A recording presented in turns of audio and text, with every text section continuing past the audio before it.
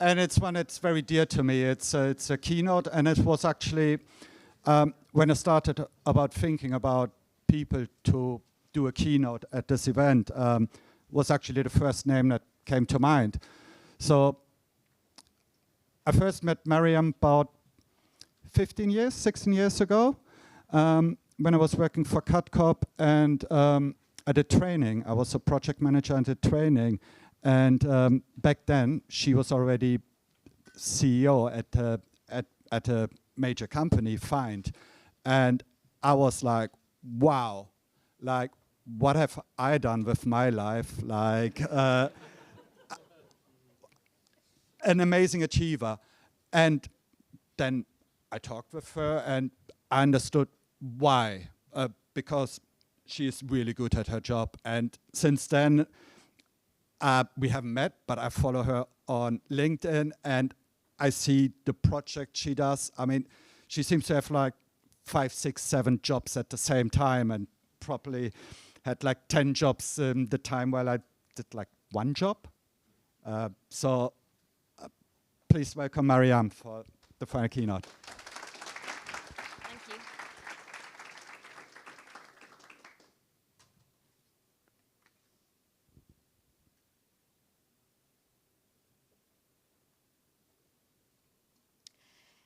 Every day, we generate more data than humans produced in the entire 20th century. But when it comes to solving sustainability challenges, most of the data sits unused, siloed, or locked away. And it's so frustrating. Hello, I'm Mariam Crichton. And over the next 20 minutes, I'm going to take you through 3 key themes. I'll share a bit about my journey and what I'm getting up to at the moment. I think it's probably about 7 jobs, Dennis. And what drives me. I'll also share more about 2 areas that I'm heavily involved in, which is Women in Geospatial, which is a global network for advocating diversity and inclusion in the geospatial sciences, and 7 Satya, which will just do a little exploration of innovative approaches to sustainability using geospatial technology. And then, finally, I'm going to focus on what I believe to be one of the most urgent challenges in sustainability. One of the most urgent challenges and opportunities in the market today, which is open data. I'll share my personal insights into how open data is currently perceived. And this is about perception, this talk, a lot of it. Why it is so critical for real-world impact. I'm all about real-world impact. And why thinking global is essential. Especially if you want solutions to scale. I'd really like everybody to start thinking globally. Even if you're working on a quarter of a London borough or something, I want everybody to start thinking, how can that connect to the rest of the world? By the end of this talk, my aim is not only to highlight the potential of open global data, but also to challenge us all to rethink how we share, use, and unlock data we already have. Because there's so much data and software that everyone's producing and has here, or has access to, but it's not being used to its full potential.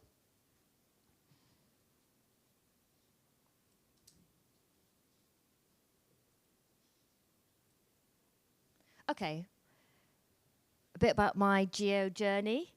Who am I? So I don't know if you can see this photograph in the left corner. I'm going to ask, does anybody take a guess what this is? The clue is I studied geophysics at university a long time ago. The photo's dated 00, so I was doing my paleomagnetic master's dissertation in Somebody's nodding there. Oh my God! I'll buy you a drink after. Wow, we're gonna be friends. That actually, I never would have thought that. That is a squid magnetometer. Is it? I had. That was 00 that year. Amazing. So yeah, whatever I look like, I'm an Uber geek, and every Friday for one academic year, my master's year, I had to climb into this cage. You lift the bar up, couldn't really wear skirts and dresses, lift the bar up, climb in, and they keep the magnetic field very sensitive with the squid to almost as low as possible, not to interfere with my work. What I was actually doing is dating hematite mineral iron rocks from the Isle of Man. I was not dating iron men from the Isle of Man. I was dating iron-rich rocks from the Isle of Man. And it's like working in a factory. You just go in and you just press some buttons on 3 dimensions of a rock, thousands of rock samples, and get some data, and then at the end of the year, make a report and date as in age, what time of the, not dating as in having a meal. So that's where I started off my career, which not many people know. I studied the Earth, the application of physics to the Earth. What drove me to do that was I thought, how I just want to all save the world, cheesy as it is. How do we save the planet? How can we save, what are the 2 most destructive things that happen that I can contribute to? Well, one of them is war, but that is so easy to stop. All you have to do is put your hands up. Everybody standing up right now, put your guns down. War stopped. So I thought, that's easy. So what's something I can actually, help with that's not easy? So I thought natural disasters, and there's lots of natural disaster people in the room, which is great. So I was like, oh yeah, natural disasters. An earthquake happens, loads of people get killed. I want to stop, I want to help predict it. Of course, you probably want to tell me off now, but in the 90s, we didn't really do much, and I don't think we've progressed that far with it. But I tried, I studied and I tried. And then being a Londoner from, I can't believe it, somebody in the audience actually knows where. Yeah, Brixton, that's right. I'm from Brixton. I don't know if anybody else knows that place in London. I grew up in Brixton. I went back home from Liverpool University, to Brixton. And I thought, I never thought this through after 4 years. There's no earthquakes. There's no volcanoes. There's no minerals, oil, gas. What am I going to do? I actually hadn't thought that one through. And in those days, if you're a girl, they go like, put you in an ore mining ring. No way. There's no toilets, no sleeping quarters. No, you can't go out in the mining camps. You can't go out in the ore. I was like, oh, nobody told me that. They should have told me that before I took the degree. So I was like, what do I do? And I sort of Googled around jobs, and something came up with mapping. And if you study geology, you're trained to map. In fact, the best mappers are geologists, because it's really hard to map in the field. And you're actually doing it in practice, not just at a desk. So I found a job to do with mapping, and that was the closest thing to my degree I could find. And I started digitizing with a digitizing puck. That's what we did in those days. And in the British Library, the contaminated land base, I believe it was the second one of the UK at the time for groundshore. And so I started my GIS career digitizing, which I loved. I never had a better job. I love drawing. And then I ended up, you wouldn't believe it if I told you, but I ended up being in management in GIS and starting a company and growing it. I grew one. When I met Dennis, it was Find in, 20 years ago or something. And I'm older than I look. And then I had a baby. She's 14 now, but so I took 2 years out. And it was really hard pre-COVID to have senior roles and navigate being a mother, because without going online, that meant you had to get a job where you had to be in the office. And I come from, the last 16 years, I've lived in Brighton and Hove. I know Jez is here. Any other Brighton and Hoves in the audience? Oh, hello. So, I was about to say there's no geo people in Brighton Hove, but I couldn't I couldn't really get a job really in geo. So I left geo for 8 years because I needed to work, because in those days in schools it wasn't all online. So if you wanted to know what was going on, you had to go to the back of the classroom door and look at the paper. So sometimes you had to get to school and people wouldn't even give you an hour off if you've got a kid in those days. It was ruthless. So I had to get out of geo and get something locally. And it was great, because when you leave geo sometimes, it's a good thing, because then I learned best practice software, agile development, design, human-centered design, UX. And then 8 years later, I could bring that back into geo, because it didn't exist back in those days in geospatial. And I also did 4 years in international development. Do we have anybody here from international development sector? No, I'm surprised.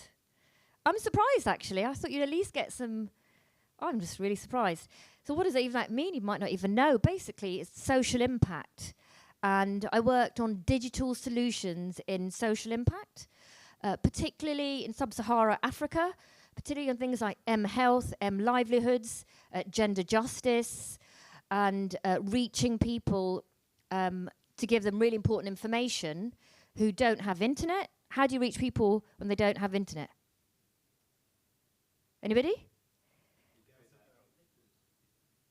Voice messages if they can't read, text messages if they can read, and you just keep sending, like if you're pregnant, you'll get text messages or voice messages to a rural place in like Tanzania or somewhere. We'd work on voice recordings. People without smartphones, so how do you design for like not having data-rich videos and stuff like that? So it's really interesting, building communities, building audiences, and knowledge, attitude, behavior change. No way already, Dennis. So anyway, in that gap, when I had my daughter, I stopped for 2 years, actually. It's hard work having a baby. But all us geo people were adventurers. We like to travel. So I traveled for 1 year. That's a picture of me backpacking. I backpacked India and China and Myanmar for a year while she was couldn't speak and speak back and tell me what to do. It was great. That's Leh by the Himalayas. I lived there for 3 months. And then basically, you can look at my LinkedIn and follow me, but I did lots of other senior jobs in small startup companies, growing companies. And that's a photo of me at GWF in Rotterdam with some women in geospatial. So that's a bit about me. Oh, what are some of the jobs I do? So briefly, I'm a trustee of the Rainforest Trust. So as you know, I like to save the planet, and I'm always looking for ways of what's the best way to do that. So I've just joined the board of the Rainforest Trust. So if you think about what I think is the way to save the planet now, is I've given up on trying to predict earthquakes. I think the way to save the planet now is stop cutting trees down. Just stop it. Like, you can recycle all you want. It's not going to do too much. I know that's controversial. Just stop cutting the trees down. And so if you think about where most of the trees are, they're in the Amazon. And I've flown in a low helicopter over the Amazon 20 years ago, and never thought what's happened in my lifetime could possibly be happening. And most of the trees in the Amazon belong to Brazil, in Brazil. So right now, stopping, the trees falling in Brazil, while we've got a decent political leader who's pro it, because we don't know what's going to happen in next year, is of critical importance. So because we're very close to the tipping point, and critical is buying land, protecting land, designated rainforests in particularly Brazil at the moment we're working on. So anyway, that's really fun and important. I'm a trustee of the IRM. So Institute of Risk Managers, financial institutes or financial people that do risk management. I don't know if anybody even knows what that is, but a lot of geo people do stuff with risk. And if you work for an environmental department or a head of sustainability, they don't actually control the budgets. They have to go to the finance department. And in the finance department, it's the risk managers that control the budgets. So I thought I'd speak for all of us and get data and the whole of technology and risk management at the top global level. I'm a founder of Seven Satya, which we'll talk about. I'm the board of Women in Geospatial, and I actually spend my time doing a lot of consulting. So, women in geospatial. Yes, we need support. We really do. And the way we learn and develop, it's different. And we like to share and support each other. We're a big advocacy network that's promoting diversity and gender equality in geospatial. I mean, who's not heard of us? One person. Because I'm on the board, but I also look after our external comms, so I look after about 20 volunteers around the world, just all the media, you see, so something's worked. 5,500 women growing across the world. We have our own Circle platform, over 149 countries. Our LinkedIn is like gone crazy. It's like 37,000 followers. I put a post out myself this morning on the Amazon AWS Gen AI challenge, and we've got 18,000 people. So while we do lots of stuff for women, we're also doing more services for the whole of the geospatial community, like our Friday jobs newsletter, and we really want to do more for the whole of geospatial for everyone. It's really important that we support underrepresented voices, because not everyone can speak up about things in lots of countries, particularly for a woman. And we, as women, we care about different things to you blokes. You know, we care about health. We care about education. We care about, like, people a lot more. And so we do a lot of topics on, like, social impact, which I'm going to talk about again on social impact data and open data. And it's interesting because we don't, I'm going to talk about it later, but we shine the spotlight on topics that are really interesting to us. And we're probably running out of time, but there's a really funny statistic, which I can't remember the exact statistics, but we ran our International Women's Day talking, and it's like open data, crowdsourcing data. What kind of data are we collecting? There was something like 12,000 condom machines mapped and 12 tampon machines. It's like, we just need different kinds of data. So please follow us on LinkedIn if you're not. Is anyone not following us on LinkedIn? Because that's my job and I'll get into trouble. Please do. So, we've got Blue Sky account. There's loads going on. We do networking. We had 400 applicants to this year's mentorship program. We don't have the capacity to deal with 400. We could probably deal with 100. We run online events. Men are allowed to some. And so that's Women in Geospatial. I love working with the women in geospatial. It's so exciting to work with people from all around the world. Okay, now that's enough. We'll get a bit more serious about sustainability. Seven Satyas. I founded a few years ago Seven Satyas. Satya, does anyone know what that word means? I bet some of you do. Yeah, Satya. Go on.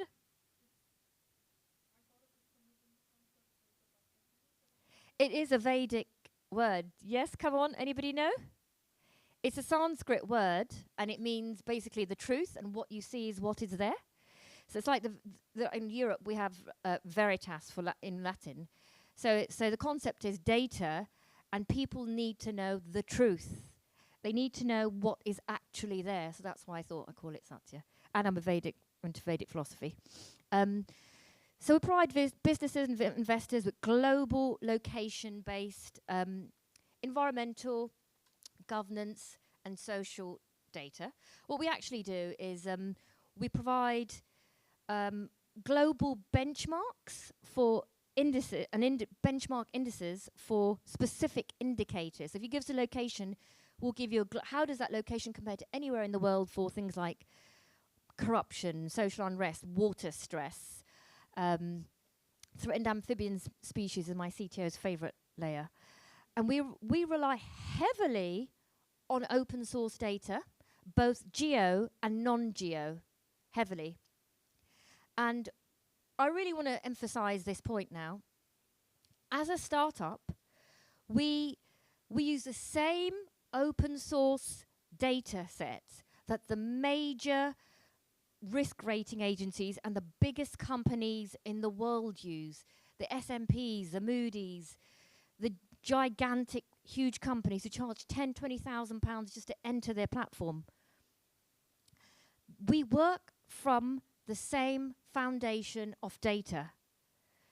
And I'd really like us to be confident in using this open source data on and understand its value. You know, those that are using it commercially are not shouting out that it's free, but they're using it. It's so valuable and it's so brilliant. Today I'd like to share my insights from producing these kinds of solutions in sustainability for the sustainability market. Based on about my last 5 years, I've been continuously engaged, talking to so many people in the sustainability ecosystems. By sustainability, people go, what does that actually mean?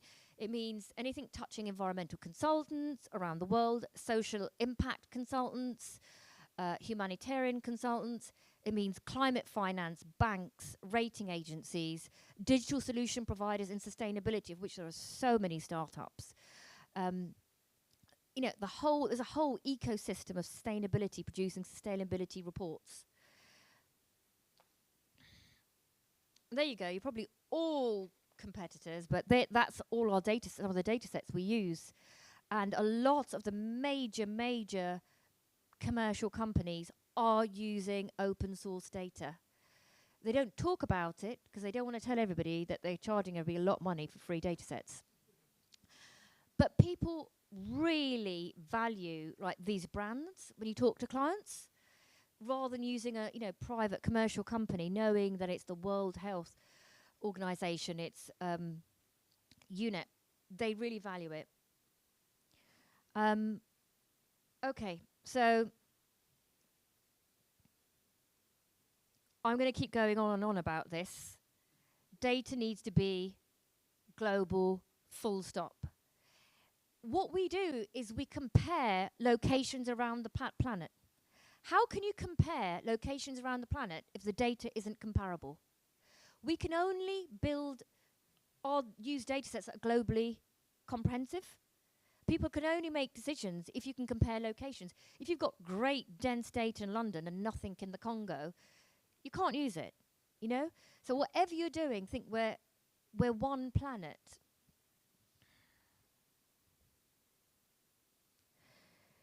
So over the last 5 years, in the sustainability market, regulatory requirements have been emerging but are far from set in stone.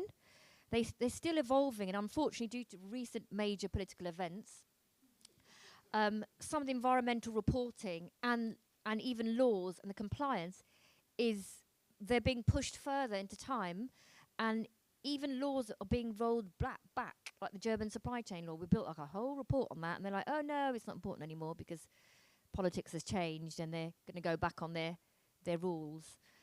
So for context today, my talk is about global data. And I know this is a UK conference, but the reality is the data needs to be global. We live in a highly interconnected world, especially when it comes to people and nature. And we really don't have much data when it comes to social or governance. It's weird because we've got so much, we can map all the pubs there is in the world.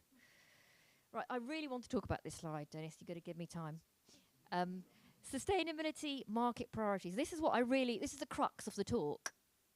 Okay, so you know all these words, you know it all, but I really want to give colour, flavour, and understanding as to the perception of what's going on. I've talked to hundreds of people in the last 4 years. So sustainability market priorities for open data. They don't care how complicated or clever you are. They don't care how complex or how hard it was for you to create data, build software, build products. They don't care. You could build something really simple and it would be amazing and they'd pay a lot of money for it. They don't care if it's geodata or not. We've had to use a lot of non-geodata and just put a country as a point, which is really annoying because we'd like the location. They don't care if you've got AI in it. If you're raising investment, definitely put the word AI in. You need to get investment. But the client doesn't care. In fact, they can actually worry that the data's not real and not true. It can actually be a negative. They don't, believe it or not, they don't even, when you're talking to banks and big companies, cost isn't even it. Like, I'm like, oh, it's so cheap, don't worry, it's really affordable. They don't care.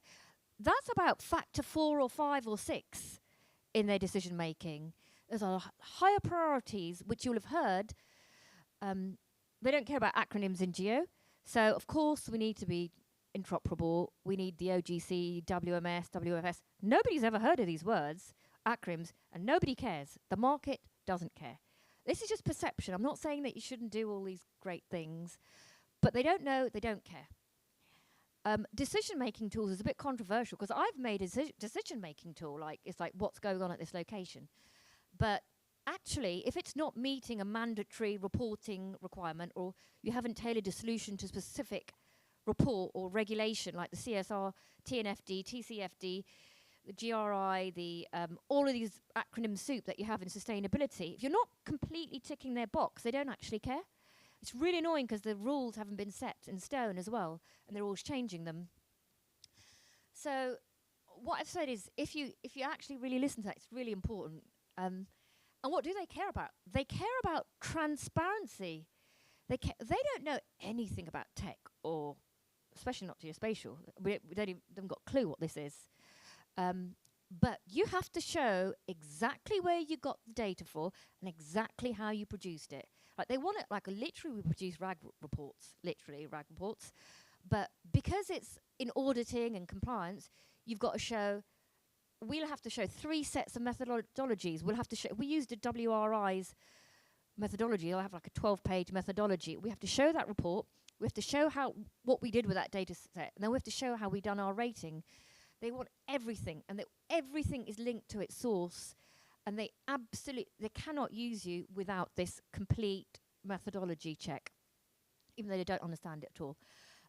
Credibility, reliability, credibility is everything when they're making $1 million decisions, and reputation and shareholders, and if you don't have credibility, and credibility in their perception is going to be different to what you think credibility is. Is it reliable? Is it real? They want to know all about, I can't believe it. They don't know nothing about tech or data, but they need to know how it was collected, how it was verified and validated, and is it real? Is it real time? They want the truth, and they want to know they don't trust anything that isn't real. Independent verification. They like it when their third-party data providers provide data and solutions, because if they did it themselves, they'd be accused of cheating. They need independent companies and sources to tell them what's going on. It needs to meet compliance reporting, and I like long-term data stewardship. Why is it important? They have to see consistent updates. They have to see as real-time as possible updates, of course. But the long term, if you're doing a green bond, that's over a life cycle of 10 years, this financial green bond, they need to see updates regularly over a course of 10 years. They need to know that your data that you're creating is going to be still being created in 10 years' time for their use cases. And they need the data as granular as possible, And the problem is that, yes, London or UK has got great maps, street furniture, but we have to work global data sets. And globally, we don't have there are big patches in certain countries and areas where there isn't the data, which is really difficult. So I really wanted to, I could honestly talk for 1 hour on this subject. And I've really got to talk about social geospatial data sets, because everyone thinks environmental reporting, it's important, and loads of environmental geoleaders exist. Hardly any social geoleaders exist. I wonder why. I know why. And I'm going to say leaders in geospatial don't take social data seriously because we're not caring enough about people. And because the personas of the type of characters who are in leadership don't care. By nature, it's not in their interest. And for my products, I had 2 sets of researchers, different completely teams. I hired international development experts. We have so much social data in international development. It's not geo, though. Huge amounts of open data, enormous. That's what the whole sector is about. Lovely. I've now got a beautiful catalogue with all my Lego blocks of what data I can play with. Geospatial had a couple of geospatial experts do the same. Unless there's humanitarian or disaster risk data, there's like next to nothing in geo. There was nothing. And I want you all to create some useful social data on like welfare, more than just the usual boring demographic data, so that we can tell about what's happening about the people and society at a location. I'm speeding this up. So my vision, okay, every company, every project and policy can see its environment and social footprint, the exact location in real time. This is where we're going. Like, we can see pubs, cafes. Why can't we see really important things? Open geospatial data forms a shared map of the truth, that word, enabling anyone to verify claims about carbon reduction, biodiversity, or climate resilience. That is so important. You'd be mega rich if you can do this. By 2035, that's my vision and aim, data credibility will be as valuable as capital.